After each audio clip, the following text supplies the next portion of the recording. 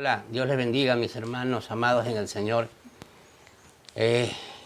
Han pasado ya 2 meses del confinamiento y cada día se aproxima la hora, con la ayuda del Señor, de que podamos una vez más estar juntos y podernos congregar en la casa del Señor. Hoy, día domingo 17 de mayo, agradecidos al Señor porque aún nos da la vida. Y mis hermanos amados, pues deseosos de, en este tiempo que el Señor nos ha dado, poder estudiar la palabra un momento y poder orar juntos. Sé que hay ya personas deseosas de poderse congregar y gozo en la iglesia, de que con la ayuda del Señor los tiempos aparentan ya cambiar y hay la posibilidad, Dios mediante, en las próximas semanas de que podamos congregarnos naturalmente conforme lo establecen las autoridades, conforme lo va a establecer pues los protocolos de cuidado en cuanto a evitar el contagio del virus. Por lo demás sabemos que estamos en las manos del Señor y que Él tiene la última palabra. Desde el primer día que predicamos el mensaje, el primer día hace unos meses atrás, respecto a la situación que estamos pasando como crisis, vemos que ya poco a poco, repito, va pasando y esperamos en el Señor pronto Dios haga misericordia y aleje, ahuyente y sepulte en lo profundo del mar todo este virus que nos ha separado por tanto tiempo. Bien, vamos a leer juntos la Escritura. Abra su Biblia, mi hermano, en la segunda epístola de Pablo a los tesalonicenses. Hoy Dios nos trae un mensaje de esperanza, un mensaje de fortaleza para nuestras vidas. El capítulo número 2, versículo 13 al 16. Si tiene su Biblia a la mano, pues naturalmente lea conmigo. Dice Dios en su palabra así: pero nosotros debemos dar siempre gracias a nuestro Dios respecto a vosotros, hermanos amados por el Señor, de que Dios os haya escogido desde el principio para salvación, mediante la santificación para el Espíritu y la fe en la verdad, a lo cual os llamo mediante nuestro Evangelio, para alcanzar la gloria de nuestro Señor Jesucristo. Así que, hermanos, estad firmes y retened la doctrina que habéis aprendido, sea por palabra o por carta nuestra. Y el mismo Jesucristo, Señor nuestro, y Dios nuestro Padre, el cual nos amó y nos dio consolación eterna y buena esperanza por gracia, conforte vuestros corazones y os confirme en toda buena palabra y obra. Amén. El mensaje de Dios para la iglesia del Señor en esta hermosa mañana. Vamos a tener un tiempo de oración. Ore conmigo en el nombre del Señor. Padre, deseamos en esta mañana, como todos los días, como en cada momento de tu presencia, de tu amor, de tu misericordia, de tu ayuda, de tu dirección, Señor, porque tú eres el dueño, Señor, de todo el conocimiento, el dueño de toda ciencia, de todo saber. Te ruego, mi Dios, que tú ministres tu palabra a nuestras vidas y nos fortalezcas en fe y nos ayudes, Señor, a guardar esa esperanza bienaventurada de que un día nos veremos contigo en gloria, el día en que tú vengas por tu iglesia. Oramos, Señor, para que tiempos mejores, tiempos de bonanza, vengan, Señor, a nuestra vida, Señor, a la vida de mis hermanos, Padre. Oramos agradecidos porque sabemos que tú tienes el control de todas las cosas y todas las cosas subsisten, dependen de ti, ya que tú, Señor, conoces todo, el pasado, el presente y el futuro. Oramos agradecidos en el nombre de Jesús. Amén. Amén. Dice el apóstol San Pablo: hermanos amados en el Señor, doy gracias a Dios por ustedes. ¿Qué diría yo? Yo puedo decir lo mismo. Doy gracias a Dios, bendigo su nombre por cada uno de ustedes. Gracias a Dios por haberlos conocido. y haber compartido ya algunos años de ministerio y de servicio en la casa del Señor. Bendigo a mis hermanos amados, a todos ustedes, desde el más mayor hasta el más menor. La bendición del Señor sea con la iglesia de Jesucristo. Amén. Dice el apóstol Pablo que fuimos escogidos para salvación. Amén. Mire cómo es Dios de bueno. Entre tanta gente, entre muchas personas, Dios te escogió a ti. Dios me escogió a mí. Nos escogió a nosotros como iglesia de Cristo. Y nos escogió con un solo propósito. Es de llevarnos con Él a su gloria. Fuimos escogidos para ser salvos de la condenación que va a ser derramada y del juicio eterno sobre todos los moradores de la tierra que un día escucharon el mensaje de Jesucristo y rechazaron el tiempo de la gracia. Llegará el momento en que Dios juzgue, dice la Escritura, a los vivos y a los muertos en su manifestación y en su reino. Así que mire cómo es el Señor, nos ha salvado, nos ha escogido, nos ha preservado para salvación. Y bueno, pues en esta mañana el mensaje que he traído a sus vidas es que nada, ni nadie nos podrá separar, nos podrá arrebatar de las manos de Dios. Deseo que usted en este momento piense por un instante. Si estamos en las manos de Dios, estamos seguros. No hay nada, ni nadie, ni aún ni el mismo diablo podrá separarnos del amor de Jesús. Nada, ni nadie nos podrá separar del amor de Jesucristo. Ni el mismo diablo, repito, pónganme atención, ni el que es el encargado de acusarnos delante de Dios. Según Apocalipsis capítulo 12, versículo 10, dice la Escritura que Satanás es el acusador de la iglesia. Él estará mirando lo que tú estás haciendo astutamente a escondidas para acusarte delante de Dios, para acusarme delante de Dios. Por eso yo los quiero llevar a la palabra y quiero hacerle, por medio de la Escritura, reflexionar en 3 preguntas. Más bien, tendremos 3 respuestas. ¿Quién nos acusará? ¿Quién es el que nos condenará? ¿Quién nos separará del amor del Señor? Pues vamos a la Escritura. Romanos capítulo 8, versículo 33, que es el texto que lo vamos a leer de inmediato. Dice la palabra del Señor así. Por favor, hagamos un tiempo de reflexión y análisis a este texto. Dice la Escritura, Pablo se dirige a la iglesia de Roma. ¿Quién acusará a los escogidos de Dios? Hay una pregunta. Y la respuesta está de inmediato.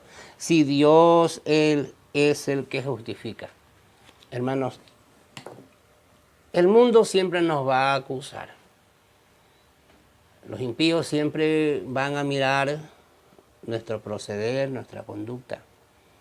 E incluso, si de pronto involuntariamente hemos cometido algo no tan grato, entonces tendrán una ocasión para cuestionarnos y para señalarnos y para acusarnos. El impío siempre está con el dedo índice extendido señalando para acusar. Pero la palabra de Dios dice gloriosamente para la iglesia, si hay alguien que nos acuse, que es Satanás, el acusador, dice la Escritura, hubo alguien en quien somos por él justificados. Ese alguien lo conocemos y lo tenemos en nuestras vidas y gobierna nuestro ser. Y ese alguien se llama Jesucristo. Con letras mayúsculas, como siempre escribo en los mensajes de texto. Con letras mayúsculas, Jesucristo, el nombre que es sobre todo nombre. El nombre que es el único que sirve para ser el mediador entre Dios y el hombre. Ese único nombre, ese glorioso nombre, ese precioso nombre se llama Jesucristo. Así que no tenga temores, nadie puede acusarnos delante de Dios, ni aun Satanás, porque usted y yo fuimos escogidos para salvación. Siempre y cuando, naturalmente, conforme hemos leído el texto, la Biblia dice que somos escogidos para santificación por la fe en nuestro Señor Jesucristo. Es decir, que si vivimos una vida de santidad, si hacemos la voluntad del Señor, no habrá nadie que nos acuse. Nadie podrá acusarnos, ni aun el mismo diablo. Está claro. ¿Quién nos acusará? Si Dios es el que justifica por medio de Cristo. Tranquilo, hermano. No esté preocupado, no tenga ansiedad, no tenga angustia. Porque quien nos justificó, conforme dice la Biblia, por medio de su sangre.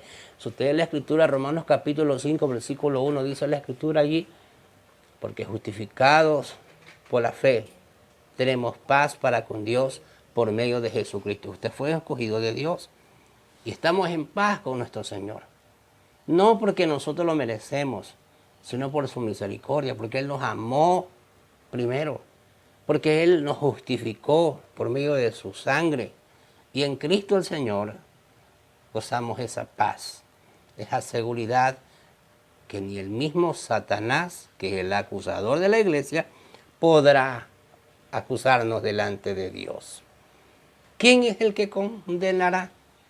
A veces las personas tenemos un concepto equivocado y somos prontos para vertir opiniones, para juzgar a los demás y muchas veces terminamos condenando al resto y excluyéndonos, justificándonos en nosotros mismos. La Biblia dice que nuestras justicias son como trapos de inmundicia. Así que nuestra justicia no sirve, no vale nada delante de la presencia del Señor, porque solo Dios es el que justifica. ¿Quién es el que condenará? Quiero que sepa que la palabra de Dios dice que un día el Señor Jesucristo vendrá a esta tierra. Y ya no vendrá como Salvador, Él vendrá como juez.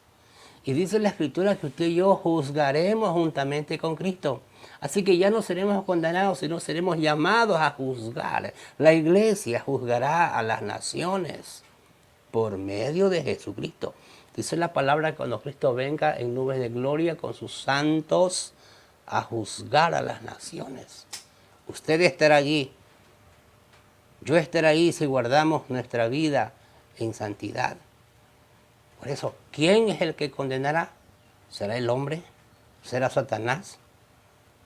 ¿Será nuestro acusador? El único que tiene la potestad para juzgar y para condenar se llama Jesucristo el Señor.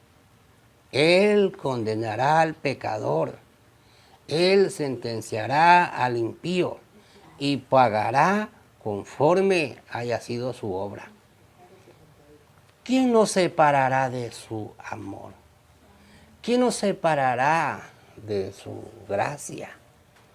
Oiga, hermano, usted debe estar confiado y debe estar seguro de que si hemos creído en Jesucristo, aunque venga una pandemia tras otra, aunque la situación económica, la crisis sea mucho más aguda que la que estamos viviendo, el Señor por su misericordia nos va a sostener, nos va a sustentar, porque Él lo ha prometido. Él lo hará por su amor, Él lo hará por su misericordia, Él hará porque ama a su iglesia, ama a todos aquellos por quienes un día dio su vida en la cruz.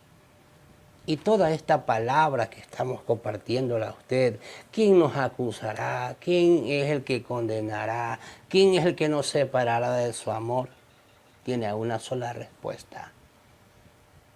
Toda esta palabra nos asegura que por el Espíritu Santo es dada nuestra fe en la verdad de Cristo. Así que por medio de la santificación en Él, seremos santificados y santificadas nuestras almas. Debo repetir este pensamiento. Toda esta palabra nos asegura que en la verdad de Cristo, que la santificación que Él nos da por su gracia, nos permitirá un día estar siempre, por siempre, eternamente con el Señor. Todo mensaje tiene su propósito, tiene su directriz, tiene su finalidad. Ningún mensaje es articulado solamente con palabras o enunciadas por simplemente querer hablar o querer compartir una escritura. Todo mensaje tiene un propósito. Y el meollo de todo este mensaje que podemos nosotros en este corto tiempo resumir consiste en que el estar firmes en el Señor, confiando, deseando y esperando volver a los cultos, volver a estar en comunión, volver a poder estar compartiendo de su palabra. Toda esta palabra predicada en esta mañana nos dé la esperanza en que en muy poco tiempo se dará la bendición que tanto esperamos, el podernos congregar. Decía en un mensaje pasado, he recibido llamadas de hermanos y hermanas, pastor, ¿cuándo abrimos el templo? Ya queremos estar en el templo. Qué bueno por ese deseo. Yo también siento el mismo deseo de poder congregarnos y estar con ustedes para juntos alabar el nombre del Señor. Pero hasta ahora no se ha dado, no se ha sido posible. Pero ya estamos escuchando en los noticieros que hay ciertos cantones de la provincia que ya están acatando la disposición del gobierno en que, conforme la semaforización indica, están permitiendo ciertas actividades. Oremos a Dios, sigamos orando al Señor para que todo esto se dé en su momento. Porque el predicarles el mensaje de la palabra de Dios a través de este medio, sé que en cierto modo edifica la iglesia. Sé que hay hermanos que lo toman con gratitud y lo toman con gozo. Pero no todos los hermanos tienen la accesibilidad de escuchar la palabra por estos medios. Habrán hermanos quizás que por 2 o 3 meses no escucharon la palabra. Estarán orando, estarán leyendo, estarán cantando, no lo sé. Unos volveremos a la iglesia del Señor a congregarnos motivados. Otros tal vez se habrían desanimado por tanto tiempo que no se han congregado. Entonces, por toda esta situación debemos estar orando, aunque ya existen protocolos. Estuve viendo hace un momento que habían enviado un video respecto del protocolo que seguiremos en las congregaciones para recibir a los hermanos. Todo eso es factible, se puede hacer. Solo tengamos un poquito más de paciencia. Estemos, repito, confiando, deseando y esperando volver a congregarnos. Oro tanto a mi Señor que Dios así lo permita. Y ustedes en oración también junto a nosotros podamos confiar que todo esto va a pasar. Desde hace mucho tiempo atrás hemos considerado no estar orando a Dios para que Dios retire la pandemia de este mundo. Hemos dicho, Señor, tu voluntad es la que va a prevalecer en estos tiempos. Harás tu propósito, cumplirás tu objetivo, porque de alguna manera, Señor, tú despertarás a la iglesia. Es lo que estás haciendo en este tiempo, Señor, despertando a la iglesia, a los hermanos que de pronto un día escucharon tu palabra y por cosas de la vida se apartaron de los caminos del Señor, ahora están regresando. Hay personas que están necesitadas de la palabra del Señor, que por medio de los medios digitales están escuchando el mensaje. Hay gente que se ha levantado a predicar la palabra del Señor y eso es muy bueno, porque llega un tiempo, el tiempo de Dios, el Kairos de Dios, en el cual la iglesia va a experimentar o va a pasar un gran avivamiento espiritual en el cual mucha gente será salva. Y debo redundar en esto porque es importante recordarles, hermanos, después del avivamiento de la iglesia de Cristo, después que el Señor complete en sus planes el número de las personas que seremos salvos, Él vendrá por su iglesia. Y a partir de ese momento, el mundo entrará en un periodo de tiempo considerado bíblicamente, según la escatología, el tiempo de la gran tribulación. Y esa situación, o ese tiempo, esa dispensación, la iglesia de Cristo no va a pasar, porque el Señor vendrá por su iglesia. Y conforme dice la Escritura, en Apocalipsis capítulo 3, versículo 10, el Señor mismo nos librará a la iglesia de Cristo en la hora de la prueba que ha de venir sobre los moradores de la tierra. Así que ánimo, mis hermanos, una palabra de esperanza en que muy pronto se dará la bendición de podernos congregar y estar juntos. Ánimo, conforme dice la Escritura, animados los unos a los otros, oremos los unos por los otros y esperemos ese hermoso momento que Dios nos va a conceder el privilegio de poder estar congregándonos una vez más. Nos despedimos en esta mañana agradecidos porque Dios nos ha permitido difundir este mensaje para la gloria del Señor. Rogamos en Cristo que el Señor muy pronto nos permita congregarnos. Dios les bendiga, mis hermanos, mis hermanas. Saludos a la distancia en el amor de Jesús. Dios les bendiga.